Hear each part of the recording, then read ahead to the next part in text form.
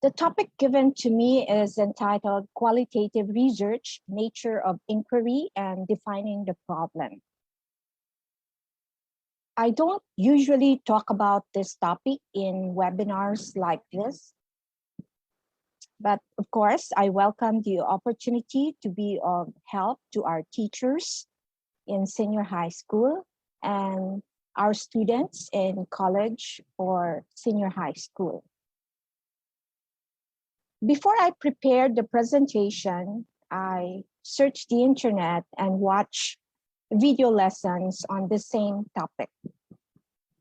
After watching several video lessons on exactly the same topic, I decided to redo my presentation so that I will be able to add something new to what you already know. We do not intend to repeat the topics which you already know.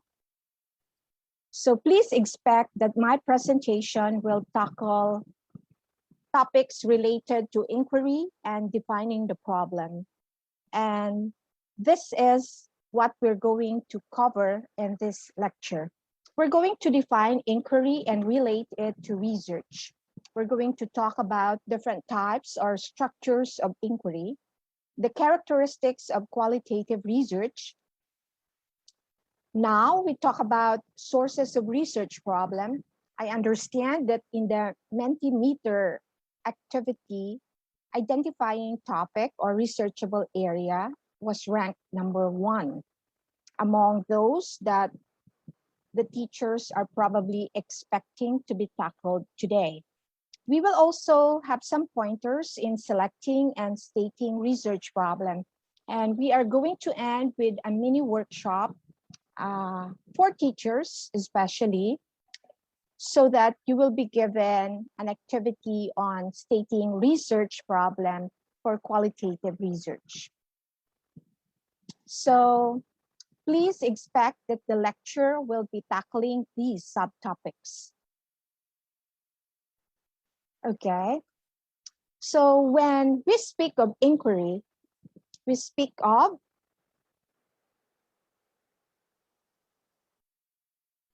questions, investigation, and finding answers, of course. Contrary to the video lessons on the same topic, they think that inquiry is different from research.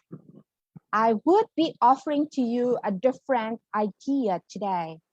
We will be able to put forth the argument that inquiry and research refers to the same thing. So for inquiry, we will be encountering questions, we will be doing investigation, and we will be finding answers. Let's explore a number of ideas and definitions for inquiry. By the way, for my purpose, please note that when I speak of inquiry, I refer to it as disciplined inquiry. And that is what I mean when I say that inquiry is research. One definition that we can consider to guide our entire lecture for this morning is this one. Disciplined inquiry refers to a method of inquiry where we make a conscious effort to observe and form conclusions about phenomena with as little error as possible, or by documenting various sources of errors, if any. So observation is involved and there is a conscious effort. Take a look at the word method of inquiry. So if there is a method being followed, that means it is done systematically. So disciplined inquiry is a type of inquiry that is done systematically. And as much as possible, there should be little error. And if ever there are errors, these various sources of error should be properly documented and stated. Another one, disciplined inquiry has a quality that distinguishes it from other sources of opinion and belief. The disciplined inquiry is conducted and reported in such a way that the argument can be painstakingly examined. Take a look at the word opinion and belief. Disciplined inquiry is different from opinions and beliefs. This is something that is done following a method, and this is reported in such a way that the argument can be examined by another inquirer or researcher. Another author defined it as a systematic and reflective pursuit of knowledge. It is not only following a system, but it also includes reflection. That's why it is described as systematic and reflective.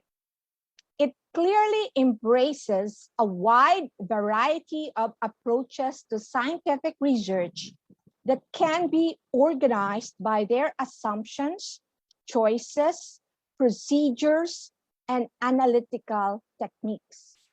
So, when we speak of disciplined inquiry, it applies not only to qualitative research, but also to quantitative research. When we speak of disciplined inquiry, it involves the use of different approaches to systematic study or scientific research. Those are three definitions that we can consider, so we will be able to understand better inquiry, specifically disciplined inquiry, in the context of the lecture that we will have today.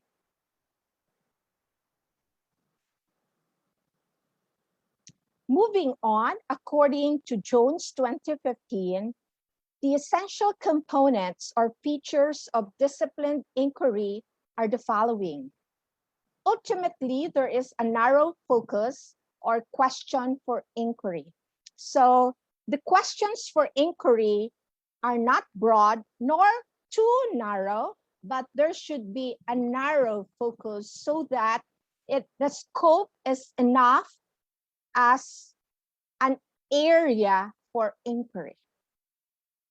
The possible use of a wide range of inquiry methods. So there are different methods to be used in order to carry out the inquiry process. Unfortunately, that is not part of the coverage of the talk, but along the different parts of the discussion, I will be mentioning different methods.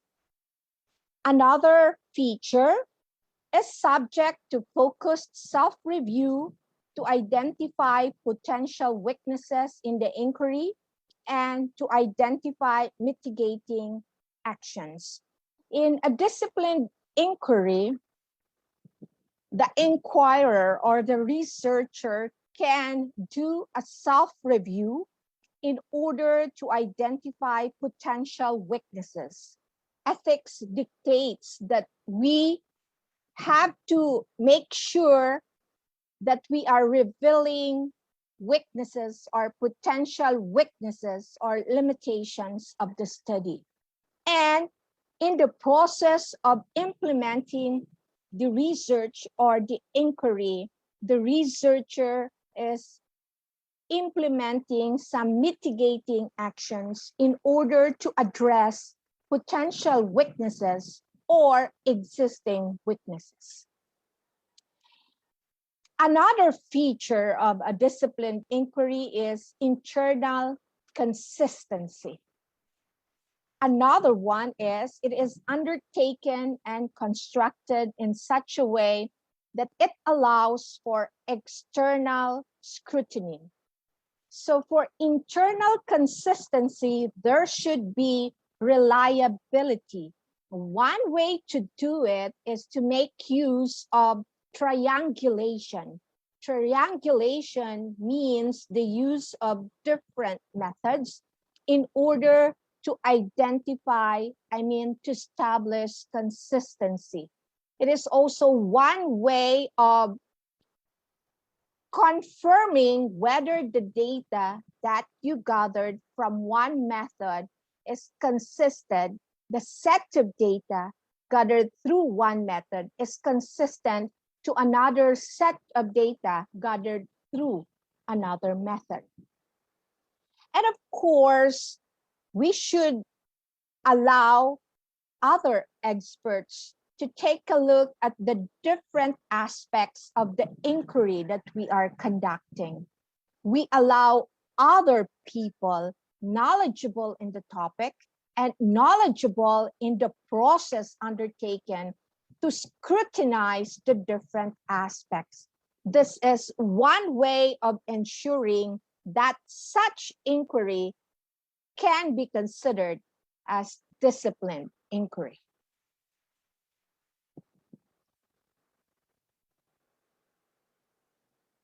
There are two kinds of disciplined inquiry that we can think of. One is decision-oriented inquiry, and the other one is conclusion-oriented inquiry. Decision-oriented inquiry means that the investigator or inquirer is gathering information in order to provide decision makers in different areas, like the local government, like the school, other areas or departments or agencies. So the purpose is to be able to gather as much reliable and valid data as possible in order to assist or help a decision maker make the most appropriate decision. So this disciplined inquiry is done for decision-making purposes. The other one is conclusion-oriented disciplined inquiry. The purpose here is to conceptualize and understand a certain phenomenon, and the findings will only serve as means to an end. So in this kind of disciplined inquiry, there is a notion of research for understanding. We are conducting the disciplined inquiry in order to gain a deeper and more principled understanding of a certain phenomenon or case or event. So these are the two types of disciplined inquiry. Disciplined inquiry, which is for decision making, called decision-oriented inquiry. Disciplined inquiry for the purpose of understanding a given phenomenon or event, we call it conclusion-oriented inquiry.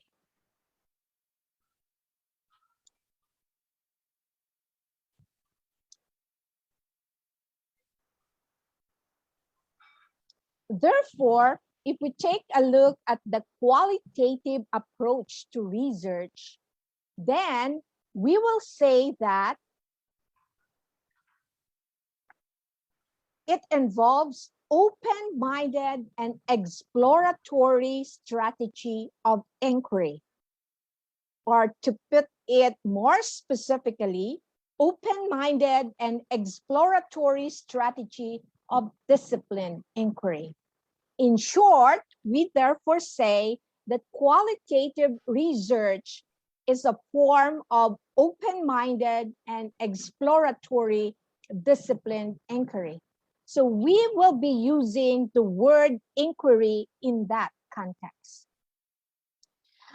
When I look at some of the video lessons available at YouTube, I noted that some of our dear teachers differentiated inquiry from research and highlighted in the discussion that inquiry is different from research.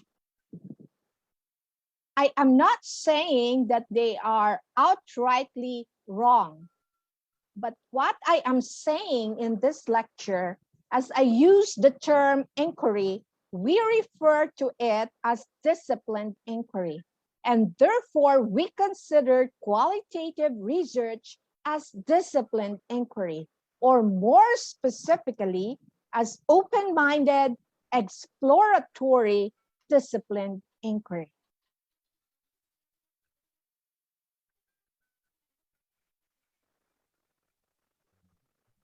One author presented to us the conventional model of research, trying to differentiate qualitative inquiry or qualitative research from quantitative research. And so there are critics who are attacking qualitative inquiry as unscientific, which of course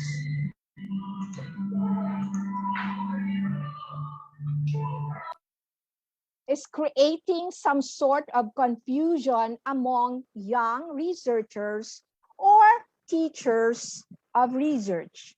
So they think that qualitative inquiry or qualitative research is unsystematic and not as rigorous as quantitative type of research. That is the conventional way of looking at research in general, looking at research as disciplined inquiry. And so, if you're going to watch the many video lessons of teachers, they would usually differentiate qualitative research from quantitative research, just like in this manner. So you are going to encounter a lot of references that would differentiate qualitative from quantitative research.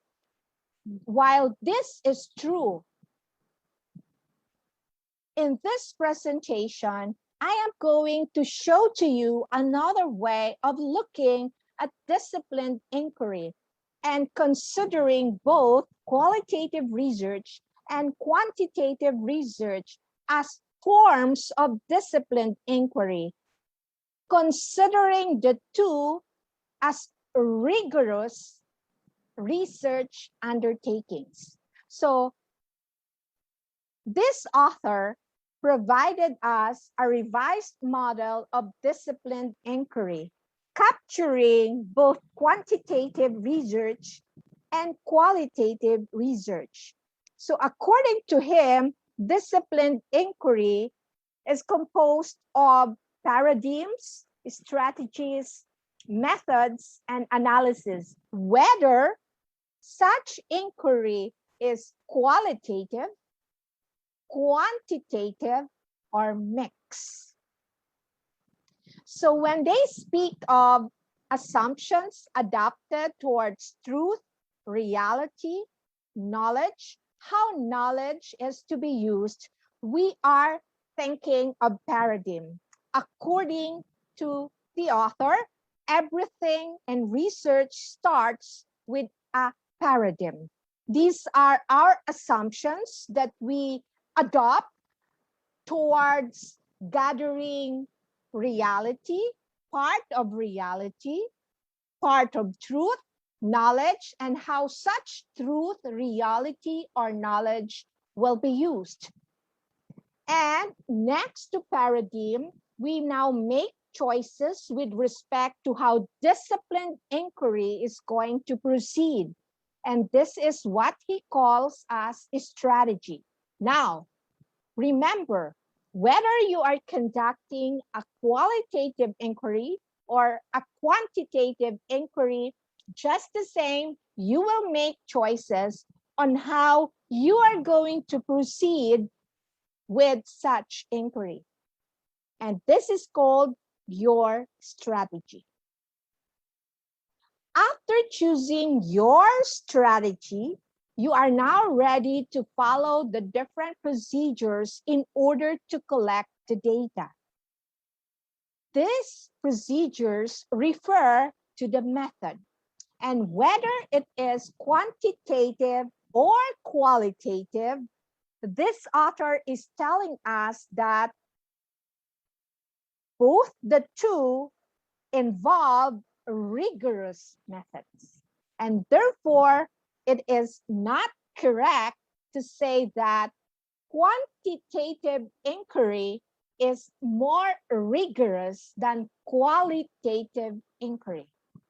Or to put it in another way, that qualitative research is less rigorous in terms of methodology compared to quantitative research. That is making a sweeping statement about the two.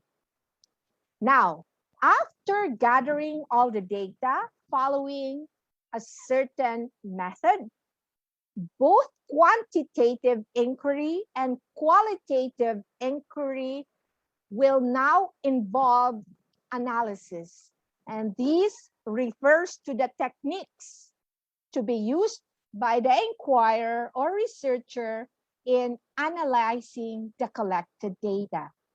So in the revised model of disciplined inquiry, what is presented to us is a more balanced way of looking at qualitative inquiry and quantitative inquiry without highlighting the differences between them, but rather focusing on the commonalities.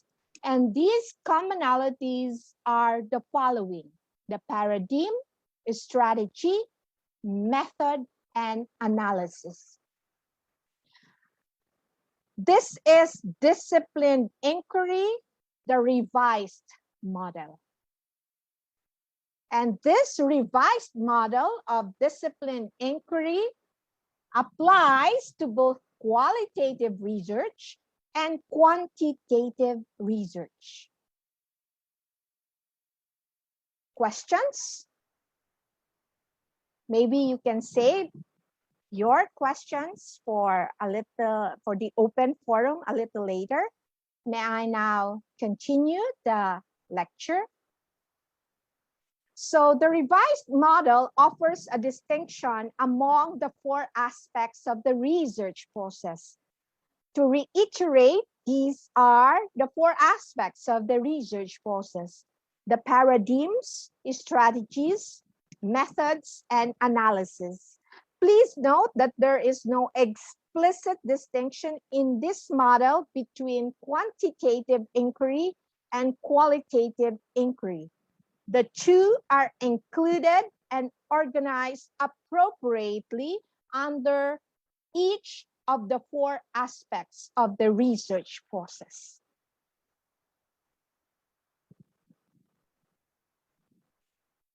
So,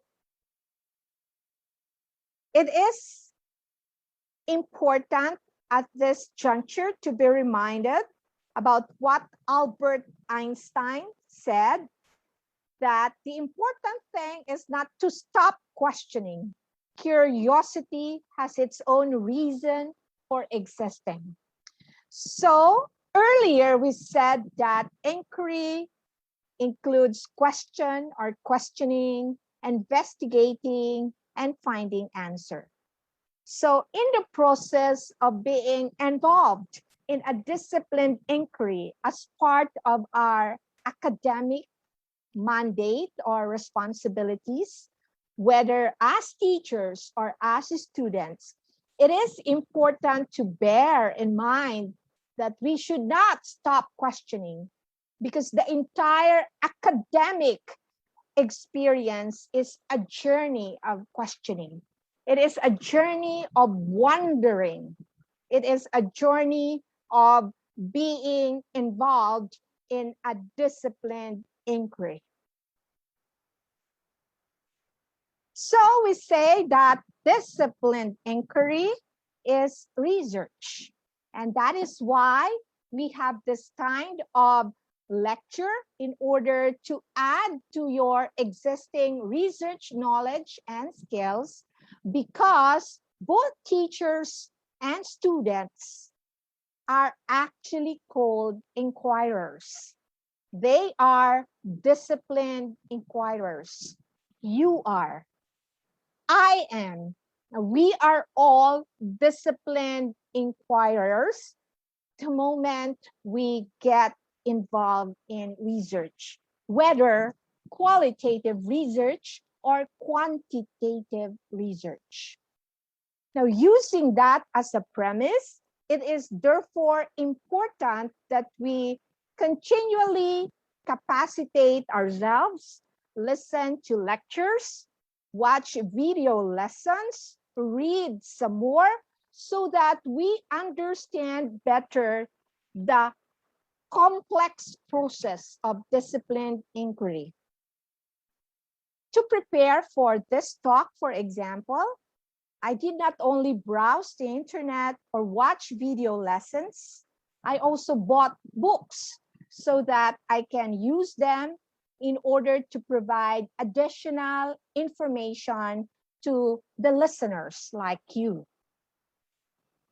So, from one of the references that I consulted, I was able to gather different collaborative inquiry structure, which I think is appropriate to be shared with you, dear teachers and students. These are the following: shared inquiry, parallel inquiry, intersecting inquiry. Now, let us discuss each one of them.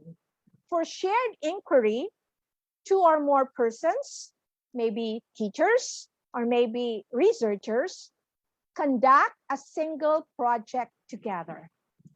I think this is common among senior high school students and college students. They form a group, 3 to 5 members, and they conduct a single research project together. So they are involved in a disciplined inquiry together. Another structure is called parallel inquiry. And this structure, two or more persons conduct two different projects, but they work collectively or cooperatively or collaboratively to support each other's undertakings. This is possible, for example, if your institution has a big research project with different components. So researchers are assigned in the different components, but in the process of data collection, you can be together, or in some research activities, you can be together, but ultimately you are working on two different components. So we call that parallel inquiry. That is also possible for students' research. For example, depending on the research priorities and trust of your institution, a group of students from the same class identify a certain broad topic in research. So different groups of students choose specific topics related to that broad topic. So in the process of data collection or in the process of conducting research activities, you can work together, you can collaborate to support each other's research undertakings, but ultimately you are really working on a specific research project. Parallel inquiry. Another interesting structure for collaborative inquiry is called intersecting inquiry. Here, two or more persons conduct inquiries on the same topic, but explore different wanderings or specific subtopics or variables related to the topic. It's a little similar to parallel, but really the different persons are focusing on specific variables or subtopics, but there is a point of intersection because all of these specific research or subtopics being covered by a researcher, whether faculty or students, deal on something that is common to all of them. For example, if you would like to look into pandemic fatigue, then maybe you can tackle the topic from different perspectives. Example, one is interested to take a look at the perspective of health workers. Another, you want to take a look at it from the perspective of teachers. Another, from the perspective of learners. Another, from the perspective of parents, and many others. But there's an intersection. And in such example, we take a look at pandemic fatigue as the point of intersection. So the whole of it is considered as intersecting inquiry. So in this kind of inquiry, the people involved may be able to collaborate with one another directly or indirectly. So in all these types of inquiry structures, please note that it involves collaboration. So more people working on a discipline inquiry is much better because you try to share the load. So it becomes more manageable and hopefully less stressful. Let's reiterate them. The collaborative inquiry structures are the following: shared inquiry, parallel inquiry, and intersecting inquiry.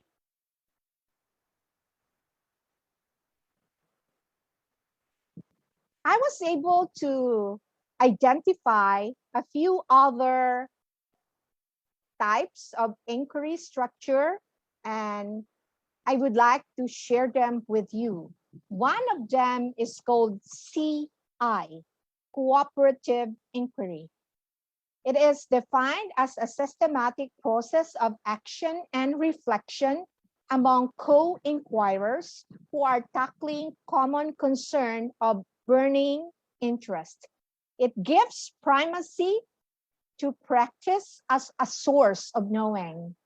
The cooperative inquiry is proposed by Ospina, Hatiti, and Penilla.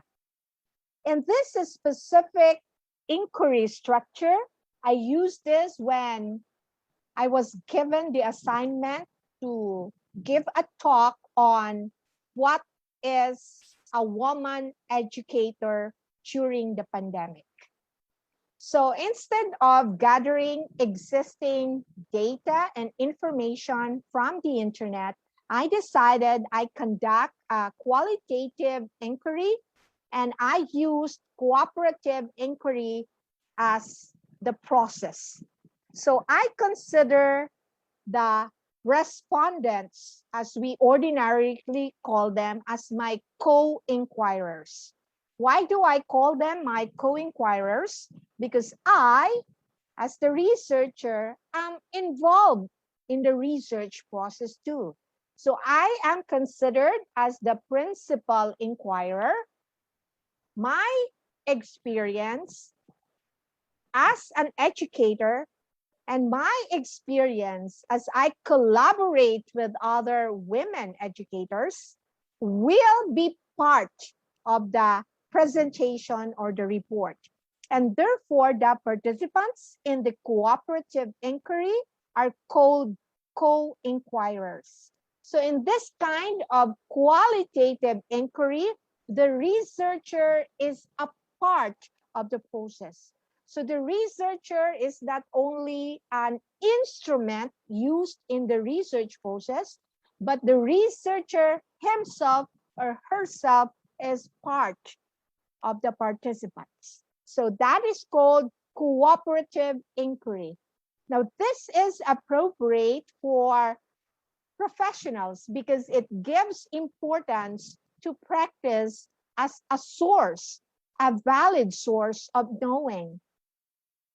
And this has been used in a White House project a few years ago when they talked about the contribution of women to education. So let's repeat that. Another collaborative inquiry structure available to the teachers is called cooperative inquiry by Ospina et al. Moving on to other types of inquiry, I mentioned the simpler ones. We will put last the emerging ones and the more complicated ones. So since we will be sharing the presentation with you, I intentionally have it as detailed in this slide as possible. Now we move on to another type of inquiry, of disciplined inquiry, and we call it as heuristic inquiry. This is a demanding process, I must say, and it requires commitment, rigorous self-searching, and self-reflection. And as they say it, you have to surrender to the process. It does not suit a fixed time frame for research, and it should not be attempted lightly. So in other words, if you are going to conduct a qualitative inquiry that is only good for one semester, maybe you should not consider this one because it goes beyond 6 months. It is expected to go beyond half a year in terms of implementing the process and gathering the data. Essentially, it is a process that is designed for exploration, interpretation of experience, which involves the self of the researcher. So similar to the cooperative inquiry, in the heuristic inquiry, the researcher is involved in the process. And it is basically a reflection of Clark Mustaka's philosophy, which says, in every learner, in every person, there are creative sources of energy and meaning that are often tacit, hidden, or denied. In the heuristic inquiry, we will attempt to explore the tacit, hidden, or denied, those that lie below the surface, so to speak, the implied meaning, the implied experiences of people. So again, this is a rather demanding process. It involves the self of the researcher, and it takes a lot of exploration and interpretation of the experience. And Mustaka's core processes of the heuristic inquiry can be summarized in the following core processes, which we will elaborate in the next slides. So the processes are identifying the focus of the inquiry, self-dialogue, tacit knowing, intuition, indwelling, focusing, and internal frame of reference. So that is to show to you that this is a demanding process, that there is no shortcut in this process. In the next slide, I am going to show to you the explanation for the different core processes, starting with the first one, identification of the focus of inquiry. This process involves getting inside the research question. It is becoming one with it and living it. Remember, I told you that the self of the researcher is now involved in the process. So if you would like to undertake a qualitative inquiry using this process, then you have to get inside the research question and become one with it and living it.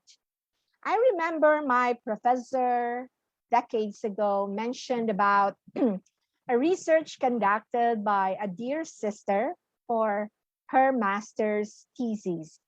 And her topic was the life of the entertainer in clubs. To be able to get inside the research question and become one with it and live it, she, for a couple of months, worked also as an entertainer in a club. So she became one with it and she lived it. Yeah, that is identifying the focus of the inquiry and getting inside the research question. Second process, self-dialogue. Self-dialogue is the critical beginning, allowing the phenomenon to speak directly to one's experience. Knowledge grows out of direct human experience, and discovery involves self-inquiry and openness to one's own experience.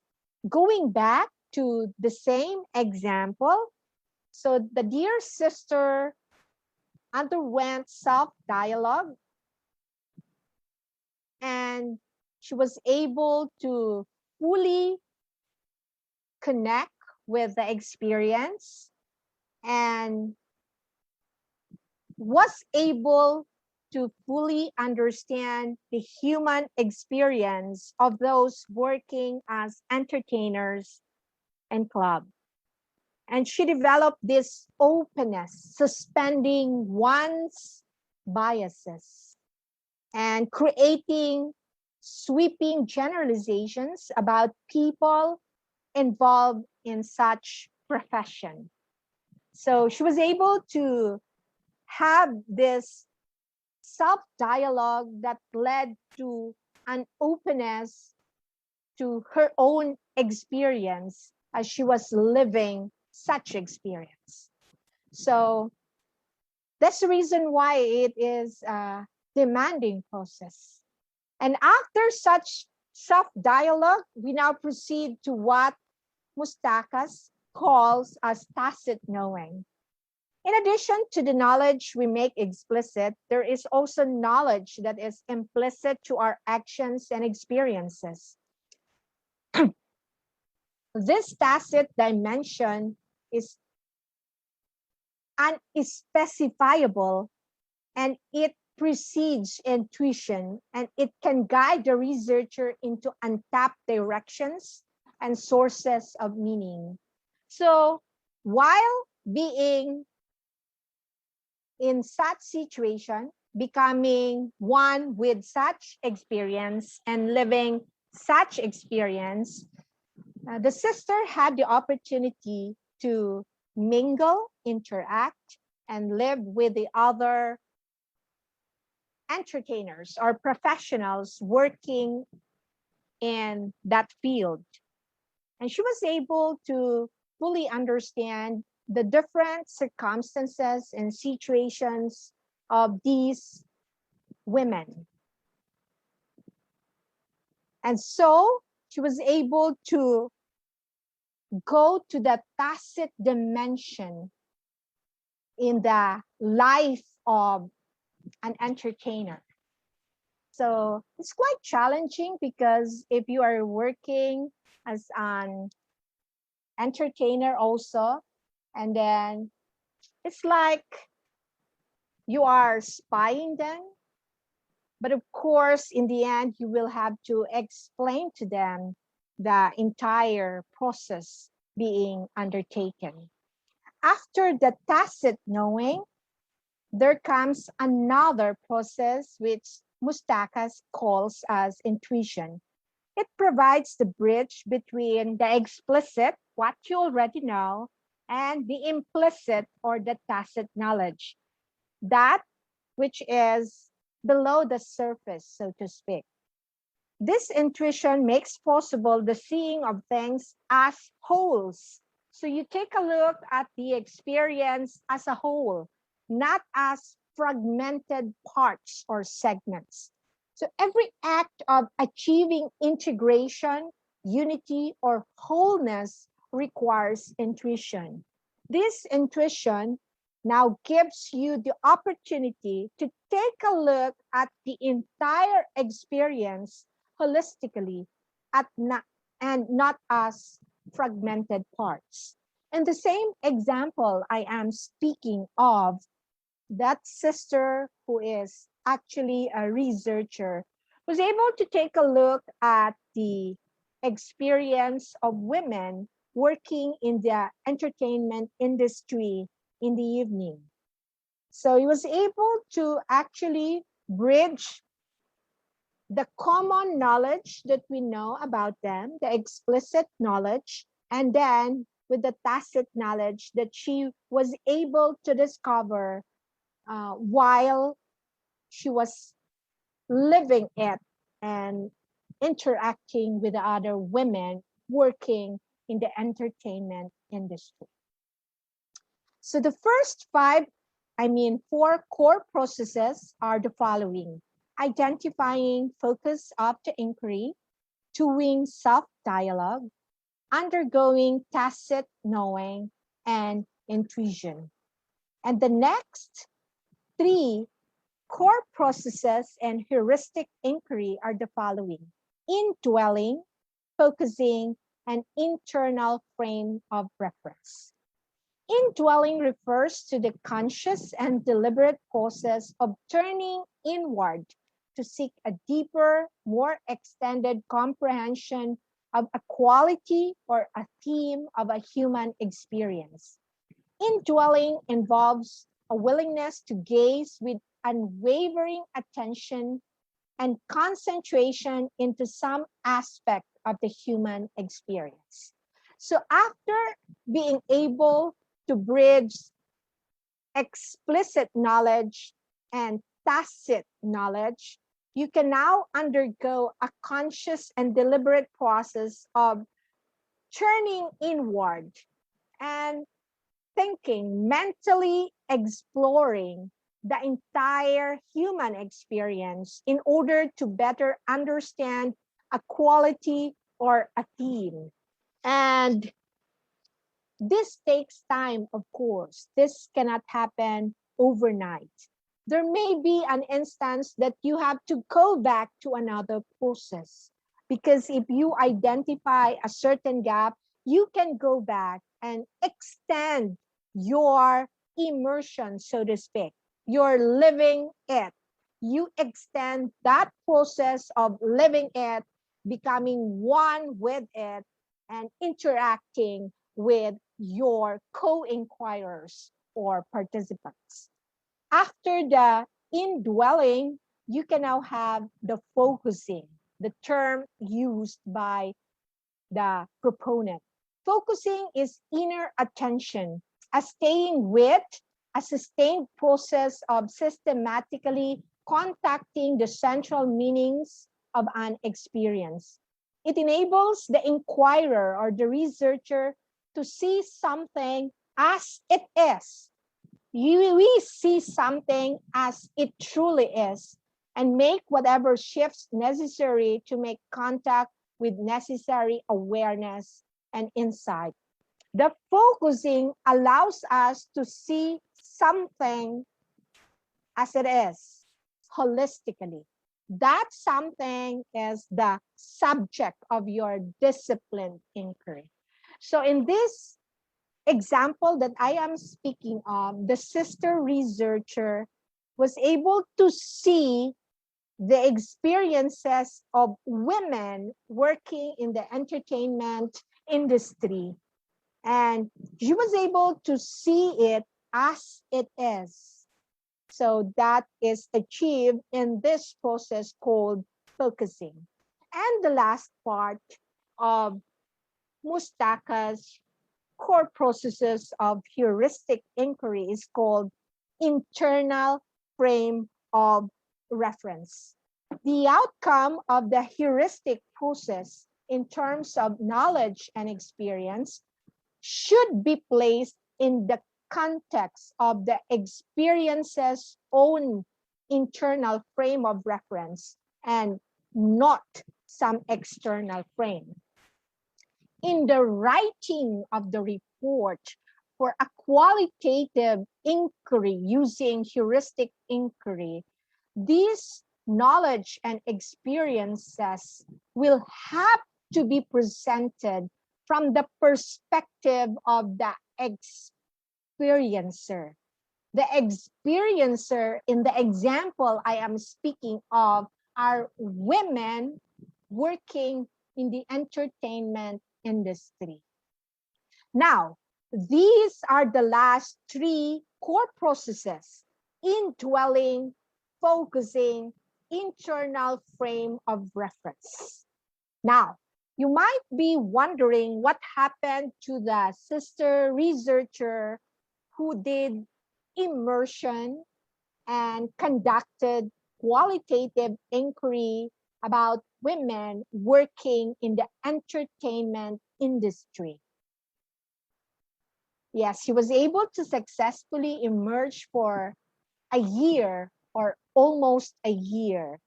And her findings are very interesting because these women, they come from different age brackets. They come from different socioeconomic backgrounds. And not all of them are coming from very poor families. They have different reasons for engaging in such profession, the entertainment industry. Like, you'll be able to take a look at their lives, how they live their lives as entertainers, for example. It's a very demanding process. There was even this sharing of my professor, which says that they were not expecting that such students will be able to finish such qualitative inquiry of that kind of topic. So that's the reason why we say it's a demanding process. And if we are not surrendering to the process, then perhaps we have to think twice. This may not be the kind of inquiry appropriate for us. So, to wrap up heuristic inquiry by Clark Mustakas, also connected to other types of inquiry, like lived inquiry by Heron, mindful inquiry by Benz and Shapiro. The heuristic inquiry paradigm is actually an adaptation of phenomenological inquiry, but explicitly acknowledges the involvement of the researcher to the extent that the lived experience of the researcher becomes the main focus of the research. So here, the researcher, the self of the researcher, is involved in the research. Similar to the cooperative inquiry, that the inquirer, the researcher, is part of the process, and the participants are called the co-inquirers. So for this kind of disciplined inquiry using qualitative approach, a researcher should feel passionate about the research question and make sure that you will surrender to the process. You will get inside the research question, become one with it, and live it. What is explicitly the focus of this approach is the transformative effect of the inquiry on the researcher's own experience. That's why it involves indwelling and focusing. And this entire process is achieved by going through a process called discernment. So this is according to Mustakas as cited by Hiles. So heuristic inquiry, a demanding process that focuses on human experiences. Another inquiry that I'd like to include in this lecture is the intuitive inquiry or intuitive inquiry approach developed by Anderson. It incorporates intuitive and compassionate ways of knowing, interpretation, and expression. It acknowledges, makes explicit, and utilizes the researcher's pre-existing and developing knowings and skills rather than bracketing them. So I am presenting here 3 emerging types of inquiry by Broad in 2010, and one of which is the intuitive inquiry. So a lot of interpretation is involved.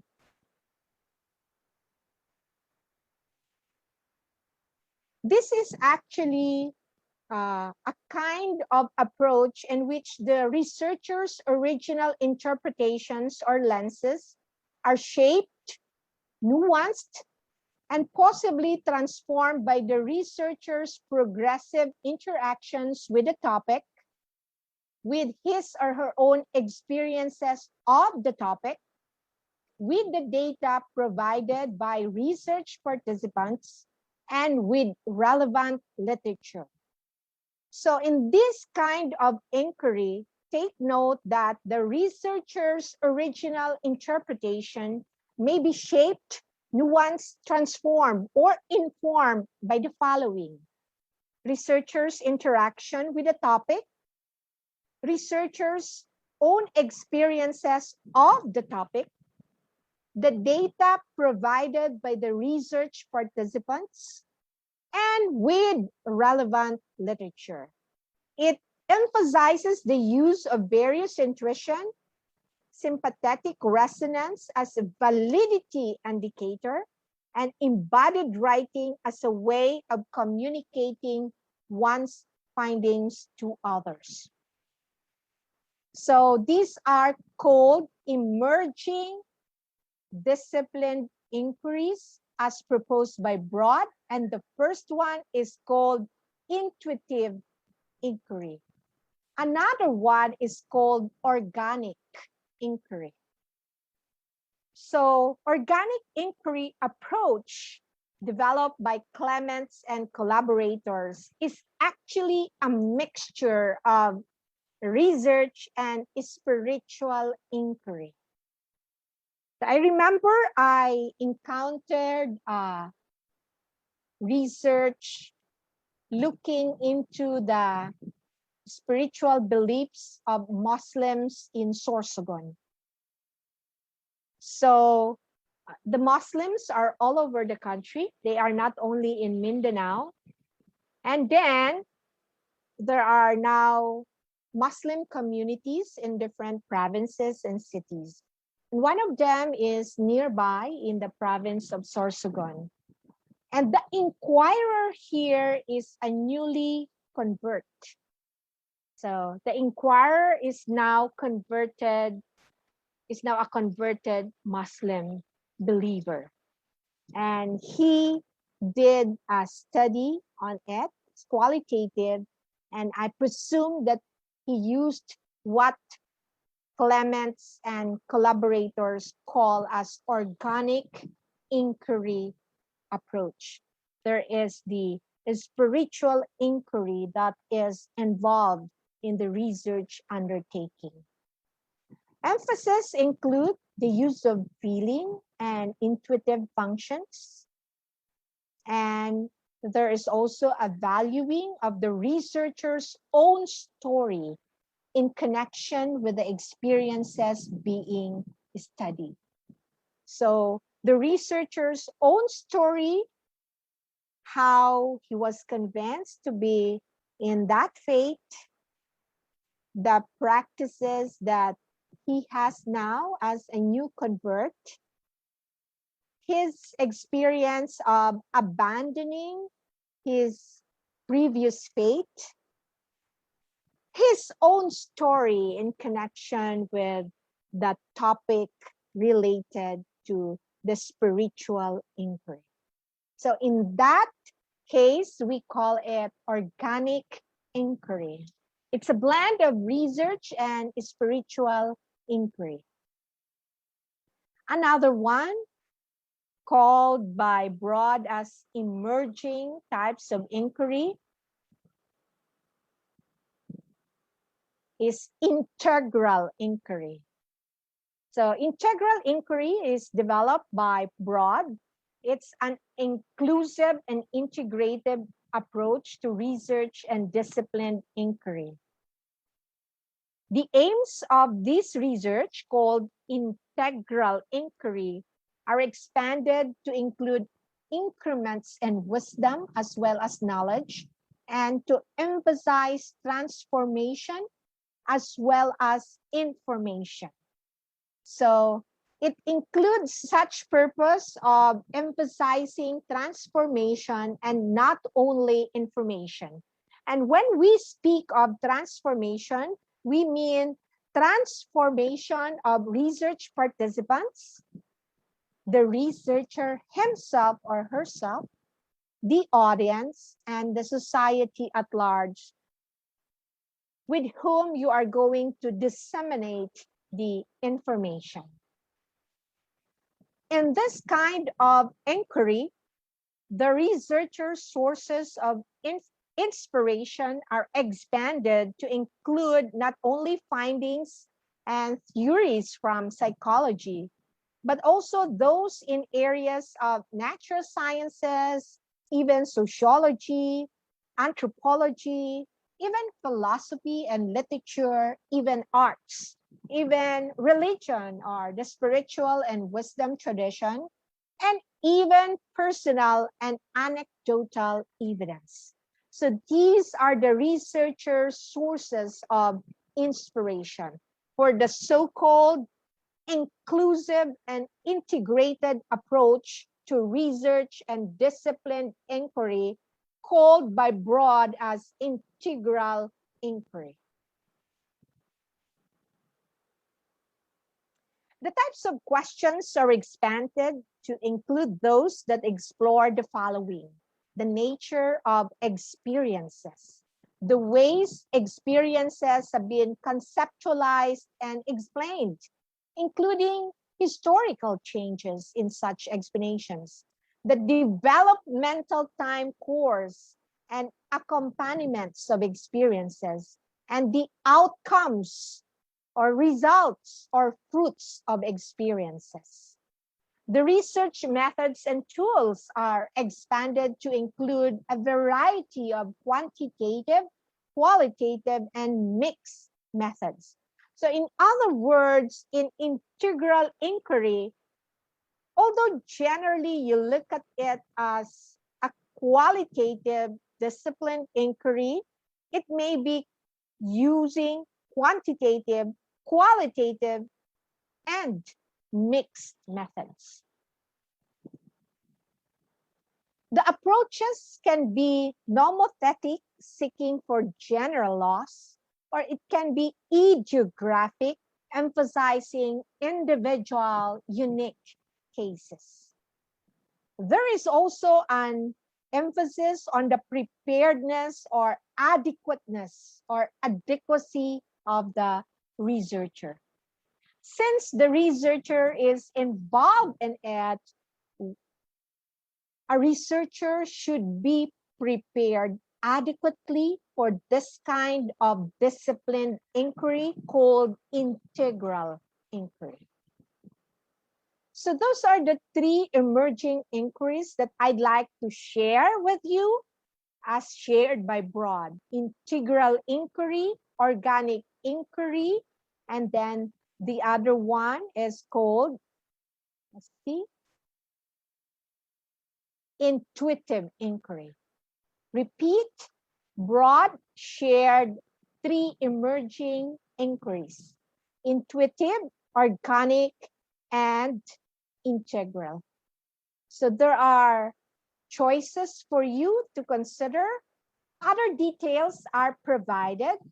For example, in this slide, you can see that the sources and types of data collected include bodily reactions, sensory impressions, words and thoughts, imagery, feelings and emotions, realization in altered states of consciousness, sensory and motor automatisms, and intuitional and direct knowing. There can be a wide variety of sources and types of data for integral inquiry.